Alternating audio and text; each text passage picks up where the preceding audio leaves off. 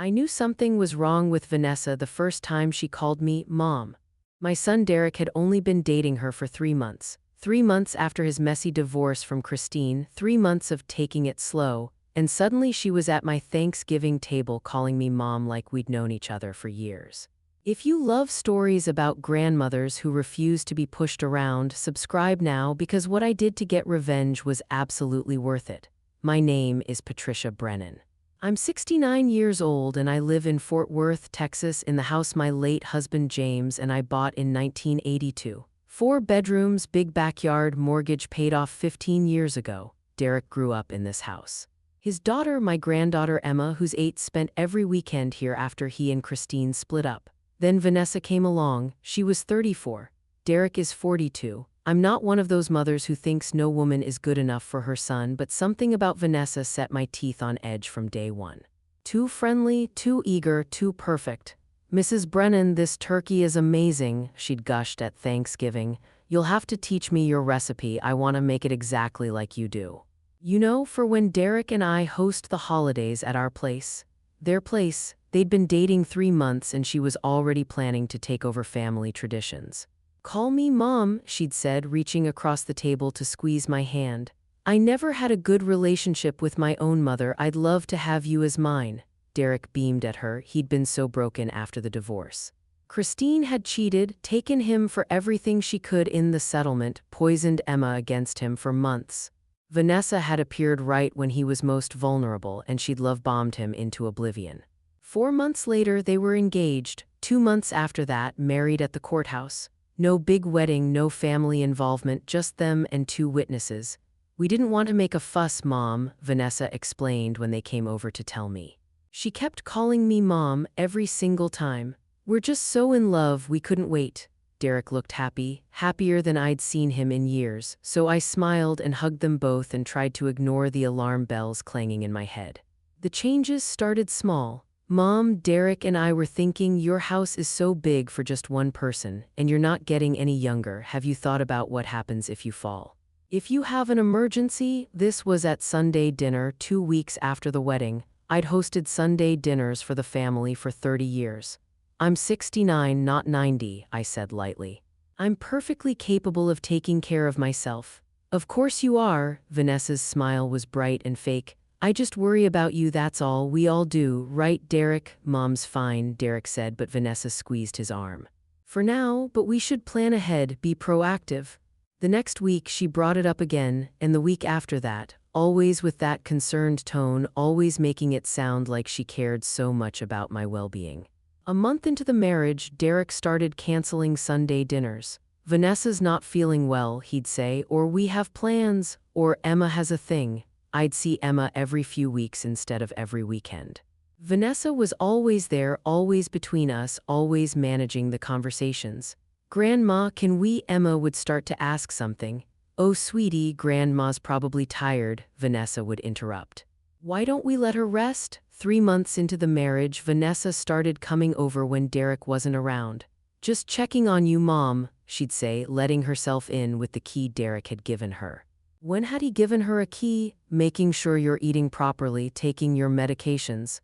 "I don't take any medications," I told her. "Really? At your age, maybe you should see a doctor about that." She'd walk through my house commenting on things. "This carpet is so worn, Mom, you could trip, and these stairs, they're awfully steep. Have you thought about getting a stairlift installed?" "I don't need a stairlift." "Not yet," that smile again. "But it's better to be prepared." Subscribe now if you want to see how this seemingly helpful daughter-in-law's mask finally falls off. One afternoon, I came home from the grocery store to find Vanessa in my house. She had a clipboard and was taking photos of each room with her phone. "What are you doing?" She jumped, clutching the clipboard to her chest. "Mom, you scared me. I was just Derek asked me to come by and check on some things. You know, maintenance issues, making a list of repairs you might need." "I didn't ask for that." "I know, but you probably don't even notice these things anymore, like this crack in the ceiling that could be a major structural problem. And the hot water heater in the garage, it's so old. Those things can explode, you know." She left 20 minutes later after I firmly asked her to, but I noticed she took the clipboard with her, with whatever she'd written on it. That night, Derek called. "Mom, Vanessa says the house is in rough shape. Why didn't you tell me you were having problems?" "I'm not having problems, the house is fine." She took pictures, she showed me. "The foundation looks cracked, the water heater is ancient. Derek, the house is 40 years old. It has some wear, that's normal, it's not falling apart. I'm just worried about you living there alone. Maybe it's time to think about downsizing." There it was, the real agenda. I'm not selling my house. Nobody said anything about selling, just thinking about options, but I knew. Vanessa had been planting seeds and now they were starting to grow. A week later, I went to the doctor for my annual checkup. Everything was fine, blood pressure good, cholesterol fine, no issues. 2 days after that, Derek called in a panic. "Mom, why didn't you tell me you had a heart condition?" "What? I don't have a heart condition." Vanessa talked to Dr. Morrison's office. "They said your blood pressure was dangerously high and you might need to be hospitalized." Ice ran down my spine. "Derek, I just saw Dr. Morrison 3 days ago. My blood pressure was 118/76. "That's perfect." "That's not what they told Vanessa." "Then someone lied to her or she lied to you." Silence on the other end. "Mom, why would Vanessa lie about something like that?" "I don't know, Derek, but I was just at the doctor." "I can show you the paperwork." "Vanessa said you'd say that. She said you'd be in denial." And that's when I knew I was in trouble, real trouble. Over the next 2 months, things escalated in ways so subtle I almost didn't notice at first. My mail started going missing. Bills I knew had been delivered just vanished. Then I'd get late notices. "Mom, you forgot to pay your electric bill," Derek said, showing me a shut-off notice. I didn't forget. "I never received the bill." "Vanessa says that's a sign of memory problems, forgetting to pay bills." "I didn't forget, the bills are disappearing." He looked at me with such pity. "Mom, maybe you should see a neurologist." I started checking my mailbox 3 times a day. I set up alerts on my phone for every bill. I kept meticulous records, then my prescriptions started getting mixed up. I take a thyroid medication, the only medication I'm on. I went to pick up my refill and the pharmacist handed me a bag with 4 bottles. "I only take 1 medication," I told her. She checked her computer, frowning. "It says here your doctor prescribed these last week: blood pressure medication, anti-anxiety medication, and, let me see, something for memory issues." "I didn't see my doctor last week." "According to this, you did." "On Tuesday, I hadn't. I checked my calendar, my phone, everything. I hadn't been to the doctor, but someone had called in prescriptions in my name. I refused the medications and called Dr. Morrison's office. The receptionist was apologetic but confused. "Mrs. Brennan, your daughter-in-law called. She said you'd been to the ER with chest pains and the ER doctor had recommended these medications. We just called them in as a courtesy." "I wasn't at any ER, I haven't had chest pains, and Vanessa isn't my daughter-in-law." "Wait, yes she is, but she's not authorized to call in prescriptions for me." Oh dear.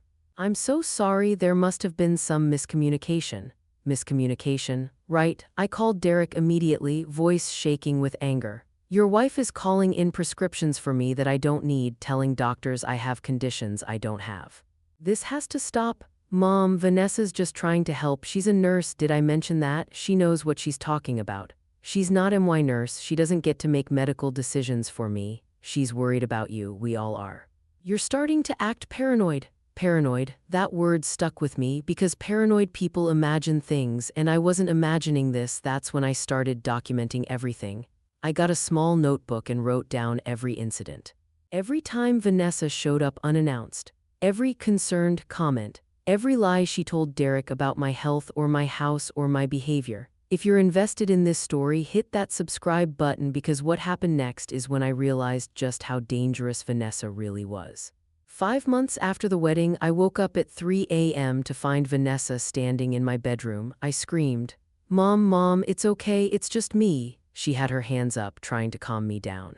"I let myself in because I was worried. You called me earlier, remember? You said you were confused and scared." "I didn't call you, I was asleep." "You did, Mom, around midnight. You were very upset. You said you didn't know where you were." "I was in my bed, asleep. I didn't call anyone." She pulled out her phone, showing me the call log. There it was, my number, 12:17 a.m., a 4-minute call. "I didn't make that call." "Mom," her voice was so gentle, so patient. This is exactly what I've been worried about, the confusion, the memory lapses. I think it's time we talk to Derek about getting you some help. I grabbed my own phone. Checked my recent calls, nothing, no outgoing call at 12:17 a.m. Look, I showed her, no call, you must have deleted it, part of the confusion. Oh, Mom, she actually teared up. This is so hard to watch. I care about you so much. She left after making me promise to get checked out by a doctor. I sat in my bedroom until sunrise trying to figure out how she'd faked that call log. The next day, Derek showed up with Vanessa and a man I didn't recognize. Mom, this is Dr. Chen. He's a neurologist. We'd like him to examine you. I don't need a neurologist. I'm fine. You broke into my house last night, Vanessa said softly. You were very confused, Mom. You thought it was your house, but you were actually at our place. We had to calm you down and drive you home. That's a lie. I was here all night. I didn't go anywhere. Derek's face fell. Mom, our security camera caught you on our porch at 1 a.m. trying to get in. That's impossible. I have the footage, Vanessa said.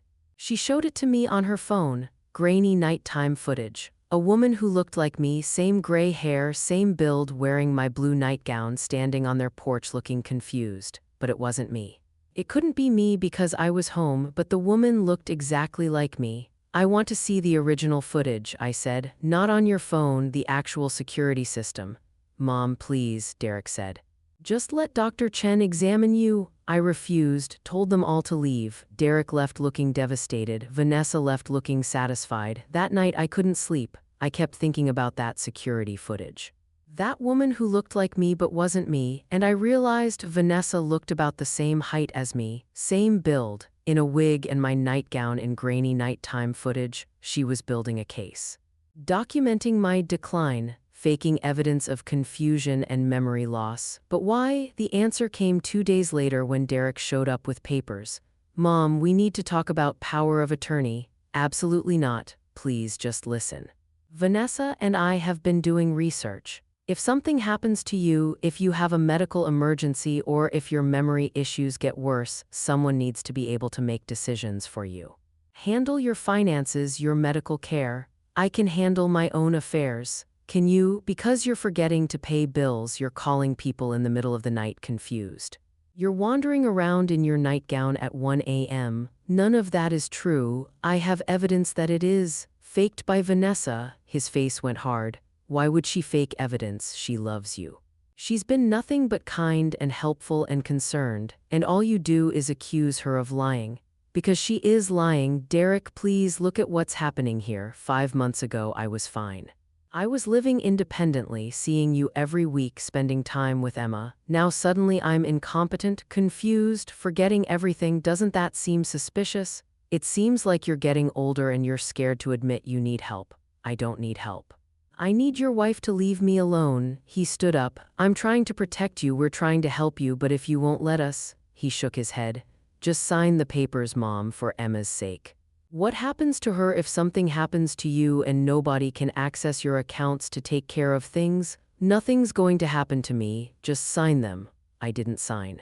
This is where the story gets intense. Subscribe now because you need to see how I fought back. A week later, I was at the grocery store when I got dizzy, really dizzy. The room spun. I grabbed the shopping cart to steady myself, but my legs wouldn't work right. I heard someone calling for help, felt hands supporting me, and then everything went black. I woke up in the hospital. Derek and Vanessa were there. Thank God, Derek said, squeezing my hand. You collapsed at the store. They think you had a stroke. A stroke? My voice sounded strange, slurred. Don't try to talk, Mom, Vanessa said. You need to rest. They're running tests. The tests came back inconclusive. Maybe a mini stroke, maybe a blood pressure incident, maybe dehydration. The doctors weren't sure, but I knew. The way Vanessa kept touching my IV bag when the nurses weren't looking. The way she'd insisted on being the one to help me take my morning medications at home that day. The way she smiled when the doctor mentioned confusion as a symptom. She'd drugged me, I was sure of it, but how could I prove it? They kept me for observation for 2 days. During that time, Derek signed a temporary medical power of attorney. Just until you're better, he promised. Vanessa was listed as my healthcare proxy. When they released me, Vanessa insisted I couldn't go home alone. Just for a few weeks, Mom, until you're steady on your feet. I went home with Derek and Vanessa to their house, not mine. We'll take great care of you, Vanessa promised. That first night she brought me dinner on a tray, soup, crackers, tea. I'm not hungry. You need to eat to keep your strength up. I'll eat later, Mom. Her voice got sharp. Don't be difficult. The doctors said you need proper nutrition. I ate the soup. Within an hour I felt foggy, confused. I tried to stand up and couldn't quite remember how. Vanessa came in and found me like that, called Derek. They both stood over me, looking concerned. See, Vanessa said softly, this is what I've been worried about. She's really not capable of living alone anymore. What did you give me? I tried to say, but my words came out garbled. She's not making sense, Derek said. We should document this. Vanessa pulled out her phone, started recording video. Mom, can you tell me what day it is? I couldn't. Not because I didn't know, but because my mouth wouldn't form the words properly. Can you tell me where you are? I tried, failed. Who am I, Mom? I stared at her, drugged and furious and helpless. She doesn't recognize me, Vanessa told Derek, tears in her voice. Oh God, this is worse than I thought. The next morning, I woke up clear-headed. Whatever she'd given me had worn off. I was in a bedroom I didn't recognize, wearing pajamas I didn't remember putting on. I tried the door, locked from the outside. I went to the window, second floor, no way down without breaking my neck. I heard voices in the hallway. Vanessa and someone else. ... Definitely showing signs of dementia. Last night she didn't know where she was, couldn't remember my name, and there's been increasing paranoia, accusations that I'm trying to hurt her. A male voice. Has she been evaluated by a psychiatrist? Her son is trying to arrange it, but she's refusing treatment. We're very concerned about her well-being. If she's a danger to herself, we can pursue involuntary commitment. I'm hoping it doesn't come to that. But yes, we're prepared to take that step if necessary. Involuntary commitment. A psychiatric hold. That's where this was going. I had to get out. I waited until I heard them leave, then I checked the window again, too high to jump. But there was a tree. If I could reach it, I grabbed the bedsheets, tied them together like in the movies, tested the knot on the bed frame. It held. I'm 69 years old. I haven't climbed anything in decades. But I was not going to let that woman put me in a psych ward. I tied the sheets to the bed frame, opened the window, and climbed out. The sheets only got me about 6 feet down. I had to jump the rest of the way, landed hard in the bushes, felt something in my ankle give way. But I got up and ran, well, limped quickly. I made it to the neighbor's house and pounded on the door. An elderly man answered. Please, I gasped. I need to call the police. I've been locked in that house. His eyes widened. He let me in, got me a chair, called 911. The police came. Derek and Vanessa came too, all concerned and upset. Mom, what are you doing? Derek asked. We were so worried. You disappeared from your room. She locked me in. We did not, Vanessa said, shocked. Mom, the door wasn't locked. You're confused again. Check the door.